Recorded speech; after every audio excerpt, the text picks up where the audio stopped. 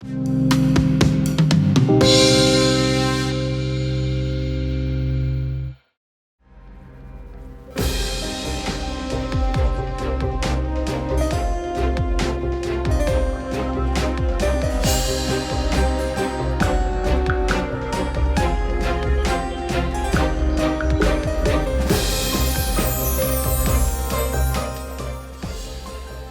a todos, bienvenidos al Universo de los Libros, hoy con una edición especial. Profesor Rivas, gracias por acompañarnos. Hoy tenemos la visita de Gabriel Castañares. Gabriel, muchísimas gracias por acompañarnos. Muchísimas gracias. Quiero decir antes que nada que tenemos la visita de Gabriel Castañares. ¿Y por qué la tenemos? Sí. La tenemos porque él tiene el privilegio de ser nieto de la persona de la cual vamos a hablar hoy. ¿De quién? Oreste Edmundo Pereira, un caballero con mayúscula, de quien yo tuve el privilegio de ser amigo.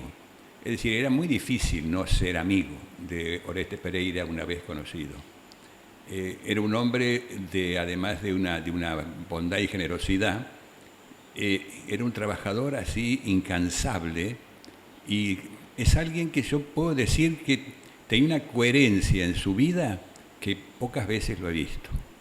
Lo conocí de casualidad, a través de un día que habló el Diario Liberal, un domingo, y salían los ganadores de un concurso que había hecho la municipalidad. Uh-huh. Y ahí aparecía un cuento, La ciudad perdida, de un señor Oreste Pereira que nunca había oído nombrar. Lo leí el cuento y quedé fascinado. Yo decía, ¿quién es esta persona que escribe este cuento? ¿De dónde es? Además leía y veía que era santiagueño. Y ahí entonces, busqué los modos para conocerlo. Y cuando lo conocí,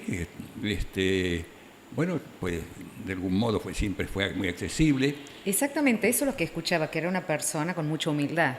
Con mucha humildad y con mucha sabiduría, y además un trabajador incansable, es decir, alguien que cuando se ve la cantidad de libros, yo conté los libros que aparecen, creo que aparecen en la parte de atrás de de este libro aparecen los títulos de los... Sí, acá están. Y son 22 libros, ¿te das cuenta? 22 libros. Te das cuenta que escribió, pero no solamente 22 libros que dice, escribió 22 libros, pero sino cuentos, que, es decir, novelas. él escribió 6 de estos, son estos manuales que tienen, te das cuenta, unos cuantos, y además inclusive aparece en una serie de libros en los cuales él hacía los comentarios. ¿Te acordás, por ejemplo? Yo me acuerdo de este libro sobre los narradores santiagueños de Tarali, Ricardo Dino Tarali, que él hizo toda la parte pedagógica. Claro. Que él era un pedagogo, él era profesor de filosofía y pedagogía, ¿no? Y pedagogía. Sí. Bueno, que ejerció, por supuesto, con señalado éxito, ¿no es cierto? Gabriel, ¿qué nos puedes comentar acerca de tu abuelo, que lo vamos a llamar así? Bueno, y Alicia, la verdad que mucho porque... Sí, lo mucho que lo querías. Sí, fundamentalmente eso pasa, lo mío, más allá de una cuestión de reconocimiento a lo académico, que es lo que nos interesa trazar aquí, hay una cuestión de afecto muy importante. Tenía un vínculo muy cercano con mi abuelo.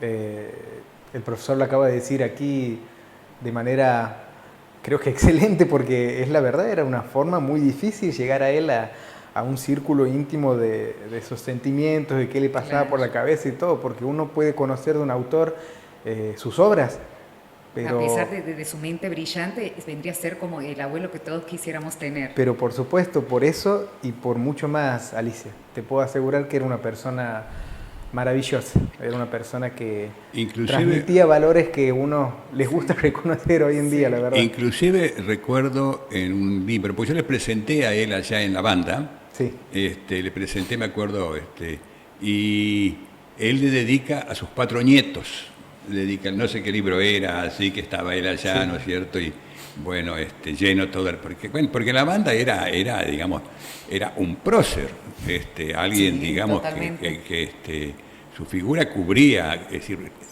el día que él desaparece digamos, queda directamente renga la cultura de la banda, ¿no? Es decir, un hombre que estuvo en todos los aspectos.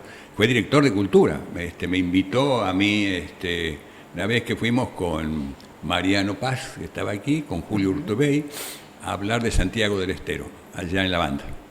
Que hablamos allí y bueno, él participaba con toda...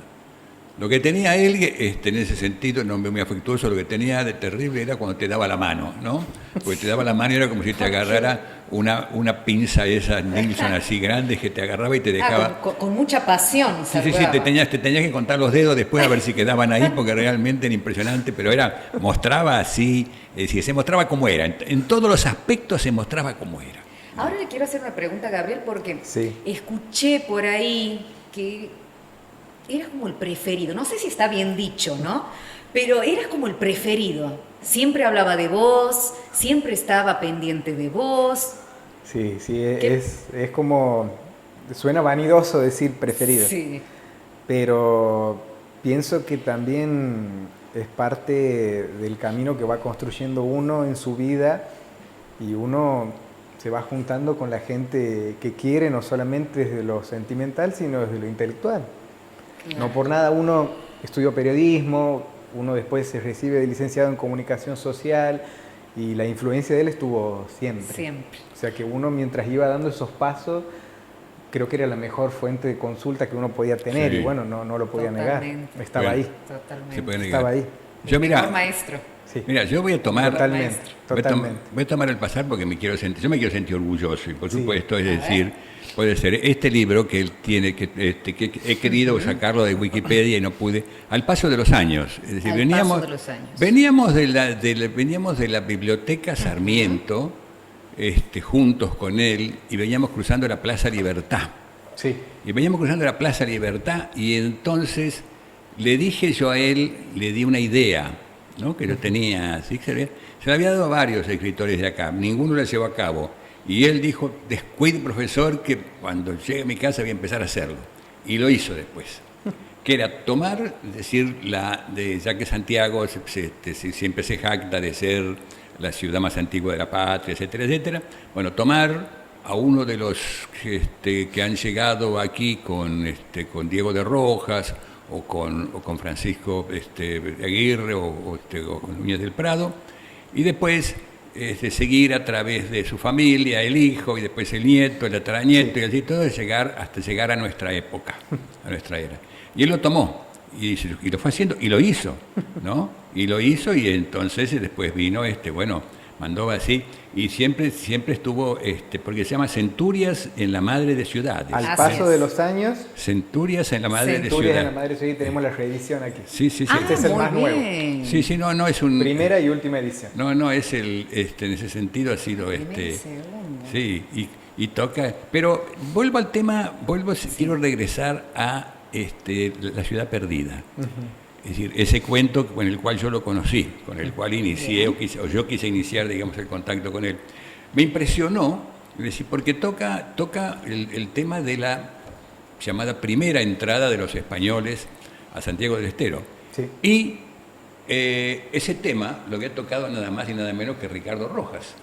Y entonces, tenía una tradición. Y entonces después empecé a trabajar sobre las dos versiones, ¿no?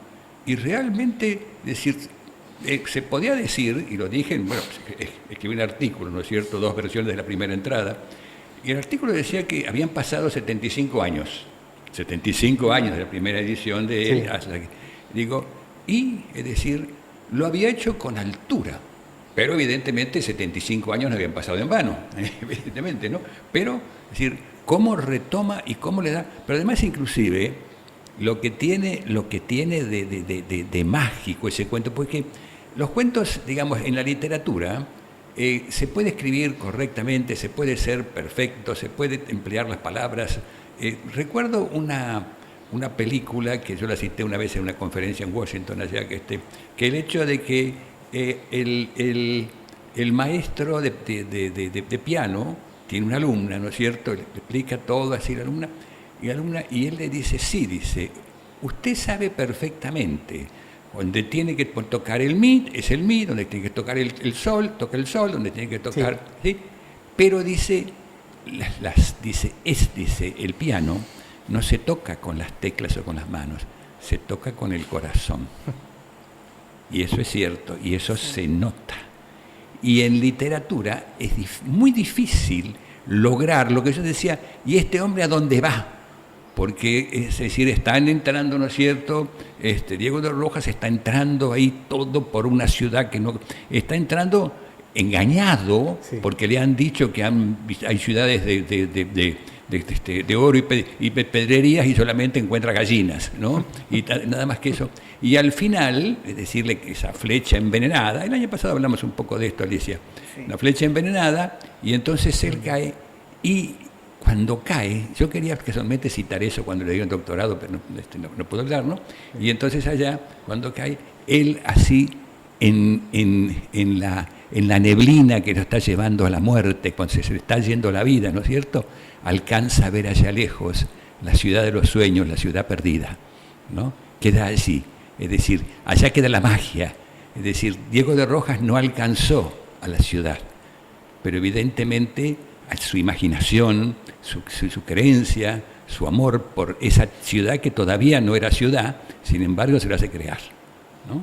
Eso es lo que tiene bueno, digamos, ahí empezó la magia que yo veía después del... Seguramente, Gabriel, has leído mucho de sus libros. Sí. ¿Cuál es, o novelas, cuentos, qué es lo que más te ha impactado? ¿Cuál ha sido el que más te ha impactado o te has visto reflejado? Sí, creo que esa es la clave. Uno se ve reflejado, uno como lector generalmente busca inevitablemente una relación con los personajes. Y se los recomiendo, los voy a mostrar. A ver. Algo que me toca muy de cerca. Querido papá. Querido papá. Ajá. Bueno, también ese es una novela. Perdón, contarle de cómo es esa novela y de qué trata, ¿no? Porque es así, te tiene que tocar mucho. Sí, por eso lo pregunté. Es la historia de un personaje que llega a una tercera edad, a la que todos llegamos, y en la que deseamos de alguna forma afrontar que llegue ese momento final y bueno, te cuenta la historia de todo ese trayecto que es muy duro, como la realidad misma. No creo que haya contado nada que no haya tenido que ver por ahí con su experiencia de vida, con lo que haya visto en otras personas también, y fundamentalmente dos cuestiones. Por un punto de vista literario, yo pienso que esta es una de las que más destaca la característica introspectiva de los personajes. Bien.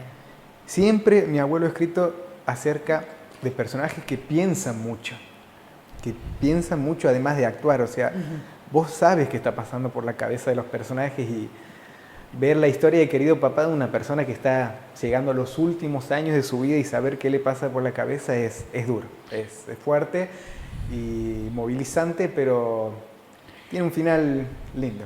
Lindo como para saber de qué se trata la vida, ¿no? Exactamente, y nos dejas esa puerta como para que todos podamos... Claro, pero acá me das... por favor. Sí, no, acá me das pies para una característica que tiene él. Sí. Él, por supuesto, y por acá tiene, porque me ha hecho reír mucho uno de los últimos libros que escribió él. Ese también es más que recomendable. Pero fíjate, El Quijote de la Banda.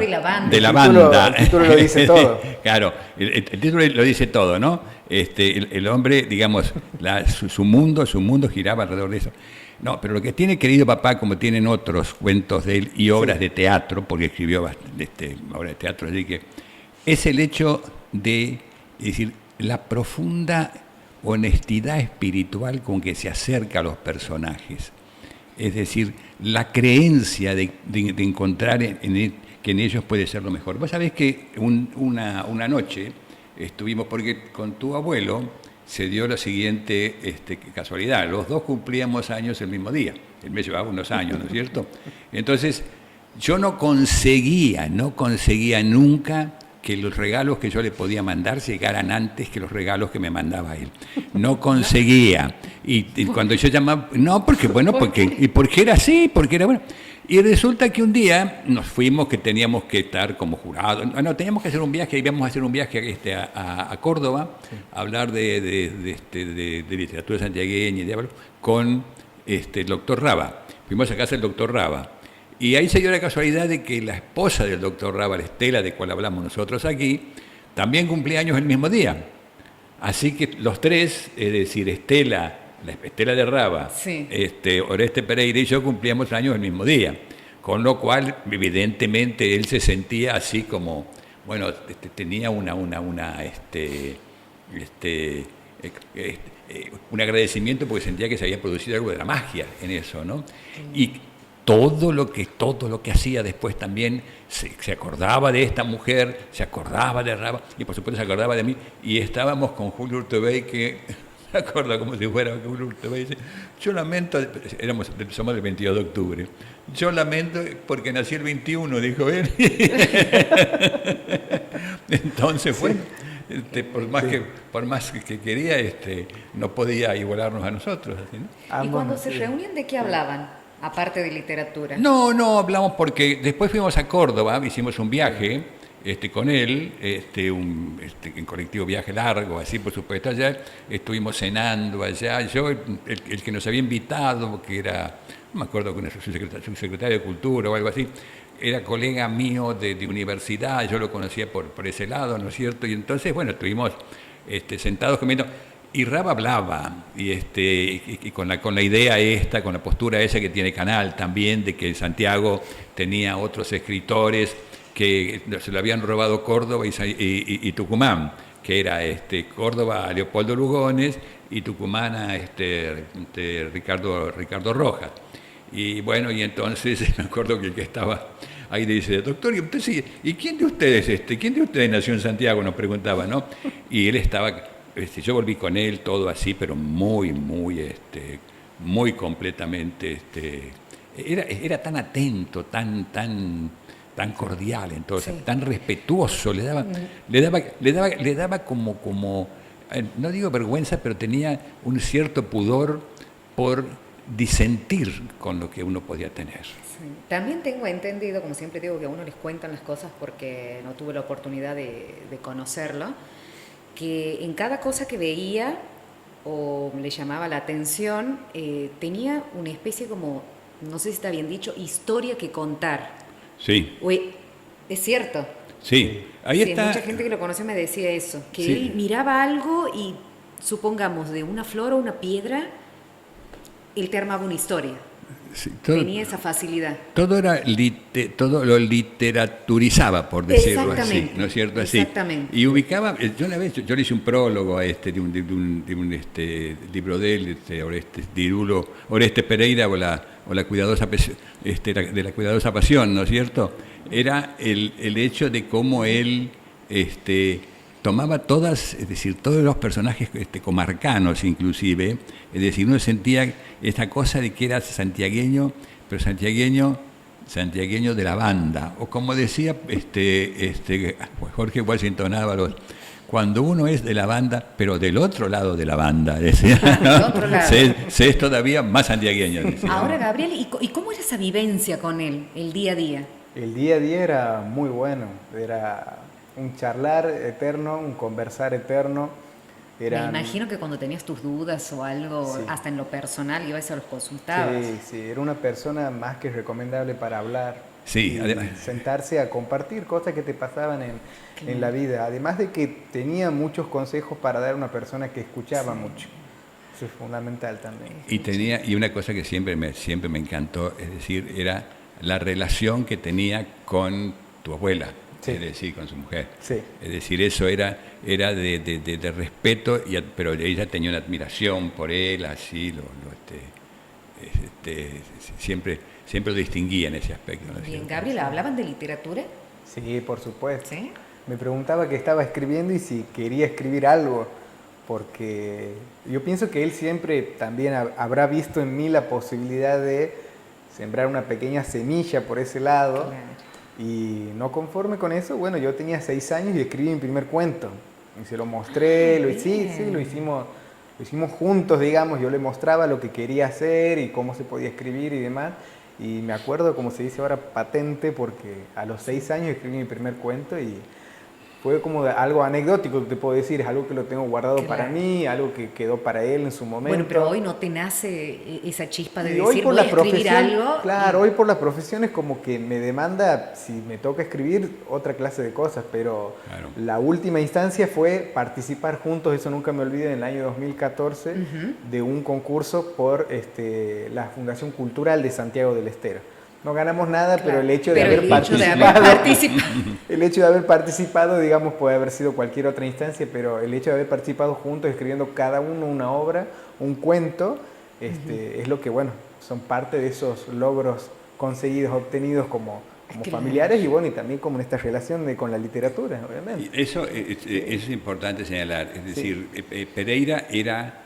Oreste Pereira era alguien que creía en la palabra, creía en la literatura, es decir, era porque digo yo que, bueno, yo pertenezco al mundo de las letras también, ¿no es cierto?, en el sentido que me cabe en la generalidad de la ley, es decir, el emplear algo tan fugitivo, ¿no es cierto?, tan transitorio como es la palabra, y sin embargo es el modo de comunicarlo y de decirlo, ¿no? Sí.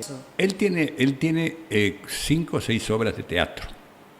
5 o 6 obras de teatro. ¿Cómo era? Y él inclusive un poco también me acuerdo que lo definía como el creador de la comedia bandeña, de algo así.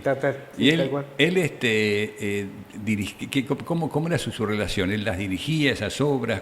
Sí, él era director de las obras de teatro. Ajá. Además de ser el guionista, de escribir los libretos, él se tomaba el trabajo de juntarse con los actores, de repasar las líneas, ver qué es lo que hacía falta en un telón, una luz, toda esa etapa él la transitaba por ahí en algunos casos a duras penas porque costaba mucho llevar adelante una obra de teatro, pero lo disfrutaba plenamente.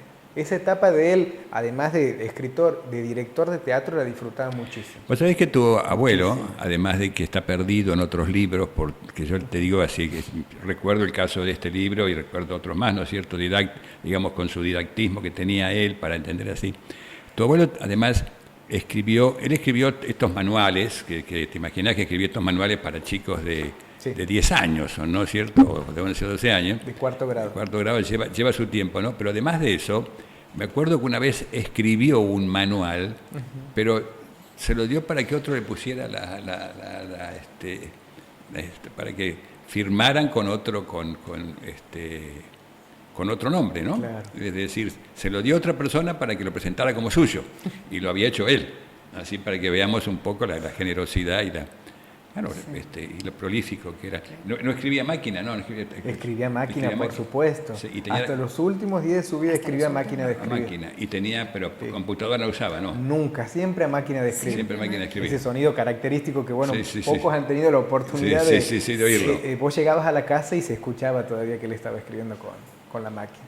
Sí, algo sumamente loable en ese aspecto. Y aparte disfrutaba, otra de las cuestiones que me estoy acordando, que disfrutaba mucho del camino, como recién lo decías, en cuanto al escribir, en cuanto al teatro, a dirigir, disfrutaba mucho el camino, que en realidad que es lo que todos deberíamos hacer, y no es que buscaba específicamente, tengo escrito esto, está listo, terminado. Él disfrutaba todo el proceso, de lo que hacía. Y fundamentalmente, Alicia, con mucha pasión. Con mucha pasión. Eso nos deja un gran mensaje, me parece, en estos días. Cada cosa que uno haga, lo haga con pasión, porque la fe y la pasión por ahí es lo último que se debe perder.